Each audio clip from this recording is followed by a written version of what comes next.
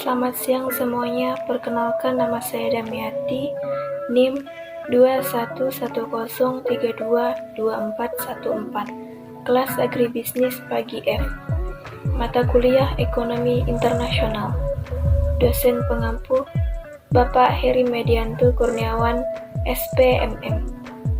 Baiklah, di sini saya akan menyampaikan dan menjelaskan materi dari mata kuliah Ekonomi Internasional. Materi mengenai kebijakan perdagangan internasional.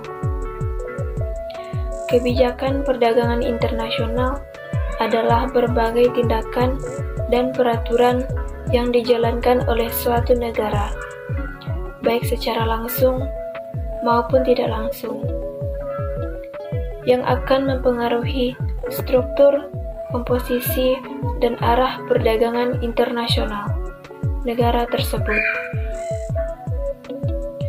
Kebijakan perdagangan internasional dilaksanakan dengan tujuan untuk melindungi kepentingan ekonomi nasional, industri dalam negeri, dan lapangan kerja, serta menjaga stabilitas ekonomi nasional.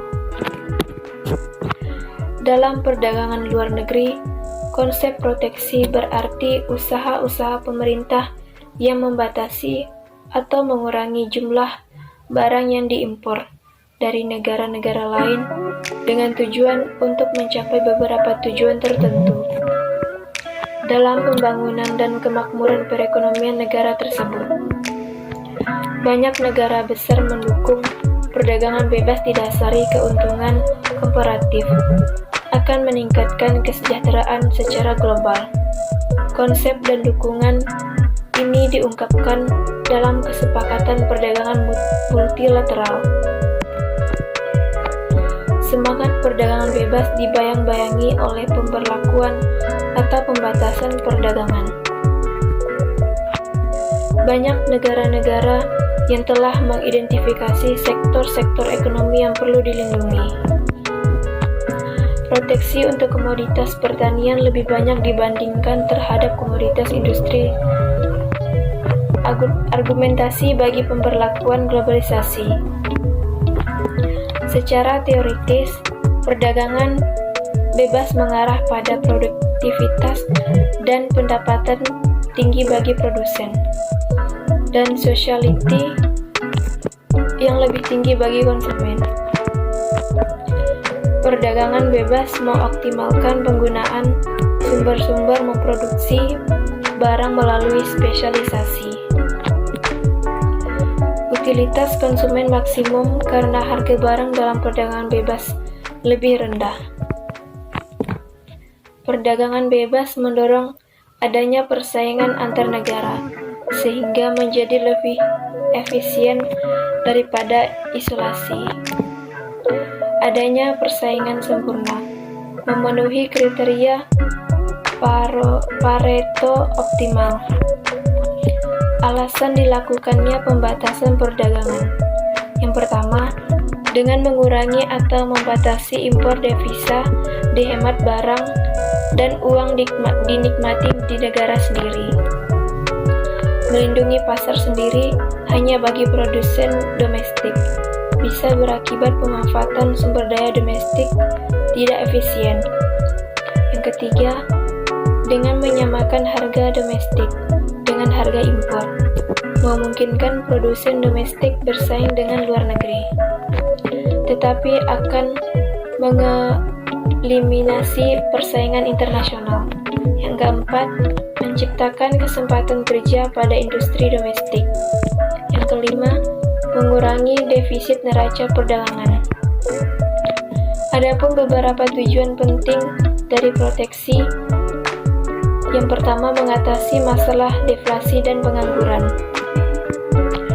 Mendorong perkembangan industri baru, mendiversikan perekonomian, menghindari kemerosotan industri-industri tertentu, memperbaiki neraca pembayaran, menghindari dumping, menambah pendapatan pemerintah.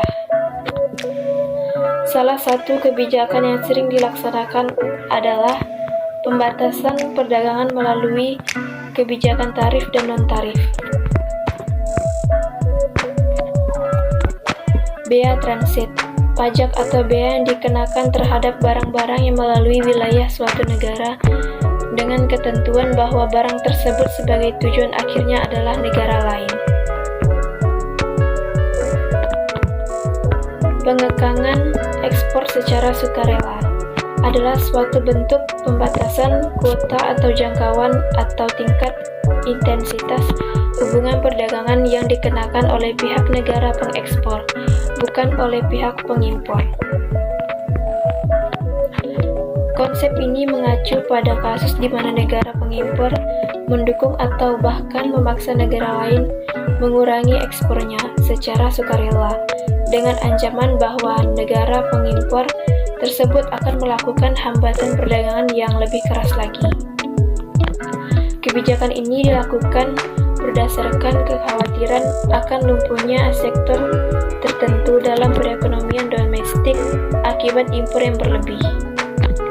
Pembatasan ekspor secara sukarela ini kurang efektif, karena pada umumnya negara pengekspor enggan membatasi arus ekspornya secara sukarela.